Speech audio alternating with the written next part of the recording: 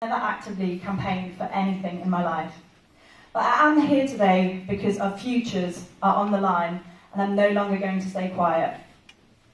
This month, together with a group of friends from Manchester, we started a blog that documents young people's voices on Brexit. And many feel like they aren't being listened to, that our concerns don't matter as the government is trying to push through Brexit at any cost. Young people's voices are not being heard.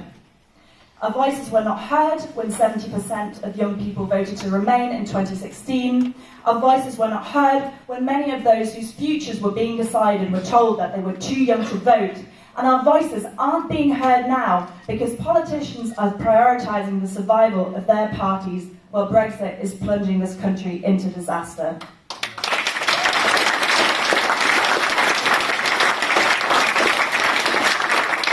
We are sick and tired of being lied to. We're sick and tired of being appeased and told that Brexit will be smooth and orderly when it is anything but. Our government has no idea how to proceed. Parliament is deadlocked and a no-deal Brexit is looming. This has to go back to the people. We need a final say.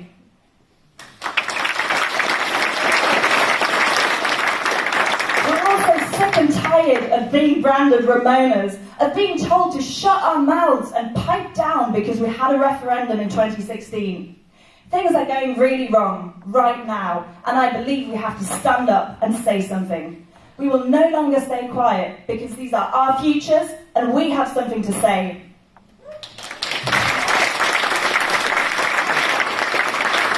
We're afraid of violence returning to Ireland. We're afraid that social inequality will rise even further because goods and services will get more expensive and that will affect the poor most. We're afraid of what a shortage of EU doctors and nurses is going to do to our NHS, and we're actually also afraid of jobs being lost because more and more companies have stopped investing in Britain and are moving their headquarters elsewhere. This is not Project Fear. This week alone, P&O announced that they're going to re-register their ferry fleet under the Cypriot flag. Sony moved their headquarters from London to Amsterdam. Airbus has called this government's approach to Brexit a disgrace and warned that it would pull out of Britain.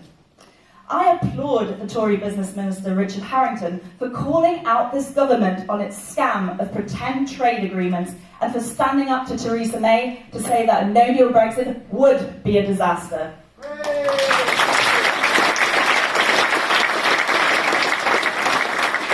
How dare they lie to us and claim young people's future prospects won't be affected by Brexit, whether that's Theresa May's bad deal or no deal at all.